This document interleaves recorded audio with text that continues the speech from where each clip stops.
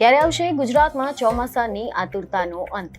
ક્યારે પધારશે મેઘરાજા અને કયા જિલ્લાઓને કરશે તરબતોડ?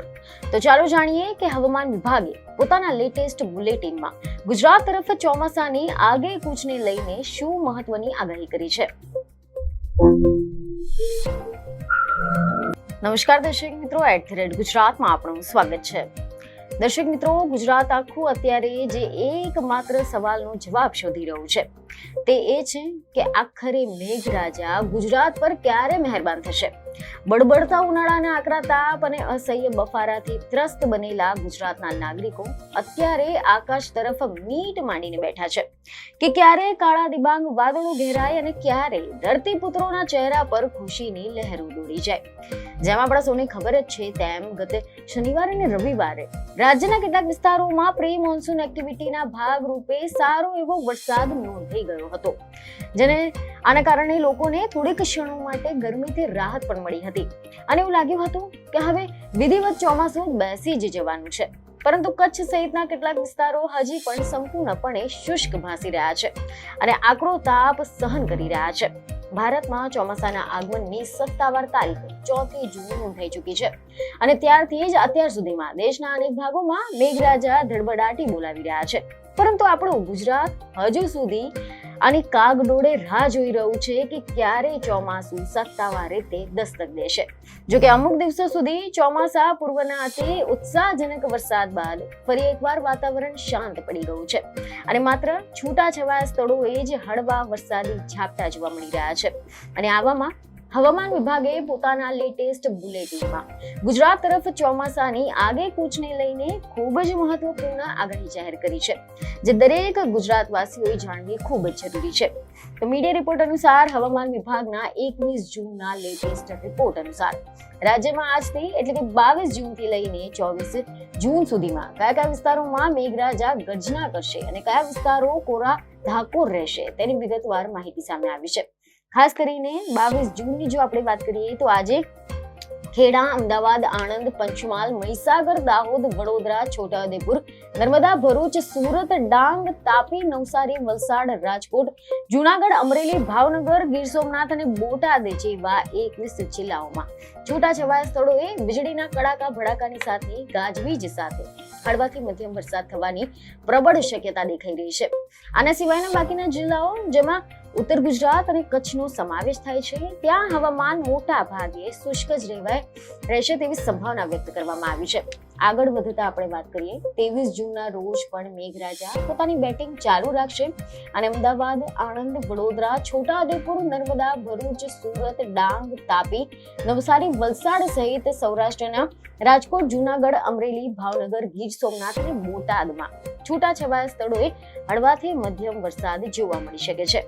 જોકે આ દિવસે પણ બાકીના વિસ્તારોમાં વાદળછાયા વાતાવરણ વચ્ચે ગરમીનો અહેસાસ ચાલુ રહેશે.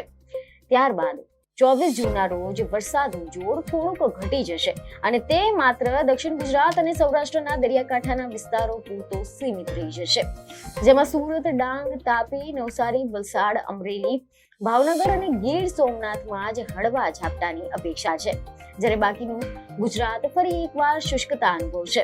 હવે મોટો સવાલ એ થાય છે કે આખરે આ ચોમાસું ક્યાં અટકી પડ્યું છે અને તે ક્યારે અવિરત ગતિએ આગળ વધશે. તો આ અંગે કેટલાક અહેવાલો સામે આવી રહ્યા છે કે હવામાન વિભાગના સત્તાવાર બુલેટિન અનુસાર નૈઋત્યનું ચોમાસું ગત 8મી જૂનથી મહારાષ્ટ્રના અમુક ચોક્કસ વિસ્તારોમાં આવીને જાણે કે થંભી ગયું છે, જે સિસ્ટમ નબળી પડવાના કારણે આગળ વધી શક્યું નથી. પરંતુ હવે અરબી સમુદ્રમાં ભેજનું પ્રમાણ વધતા પવનની દિશા સાનુકૂળતા થતા ફરી એકવાર ચોમાસું સક્રિય થવા જઈ રહ્યું છે.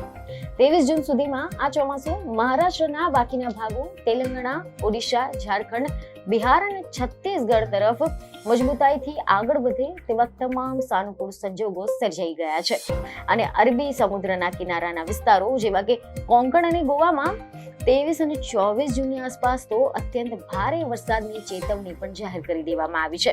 આપણી આર્થિક રાજધાની મુંબઈમાં પણ આગામી 2 થી 3 દિવસમાં ધોધમાર વરસાદ શરૂ થઈ જશે તેવી આગાહી સામે આવી છે, જે આડકતરી રીતે ગુજરાત માટે ખૂબ જ સારા સમાચાર કહેવાય છે. હવામાન શાસ્ત્રીઓના ગણિત અનુસાર સામાન્ય રીતે ચોમાસું મુંબઈમાં સત્તાવાર રીતે પ્રવેશે તેના 3 થી 4 દિવસની અંદર દક્ષિણ ગુજરાતના વલસાડ કે વાપીના રસ્તે ગુજરાતમાં મંગલ પ્રવેશ કરી લેતું હોય છે.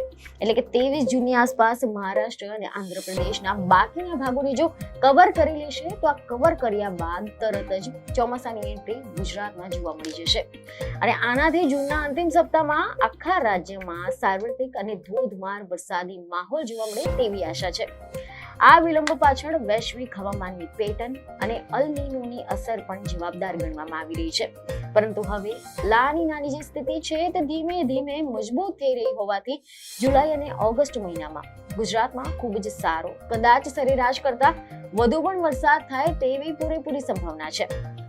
ગુજરાતના ખેડૂતો જેમને પ્રી મોન્સૂન વરસાદ જોઈને વાવણીની તૈયારીઓ કરી લીધી છે અથવા તો તેઓ વાવણી લાયક વરસાદની રાહ જોઈ રહ્યા છે, તેમના માટે પણ આ 23 જૂન પછીનો સમયગાળો અત્યંત નિર્ણાયક સાબિત થશે. કારણ કે મહારાષ્ટ્રથી આગળ વધતો વરસાદી ફાંટો ગુજરાતના વાતાવરણમાં મોટો પલટો લાવી શકે છે અને આખરે ચાતક નજરે રાહ જોતા કરોડો ગુજરાતવાસીઓના આંગણે મેઘરાજા પોંખાશે અને ધરતી લીલીછમ ચાદર ઓઢી લેશે.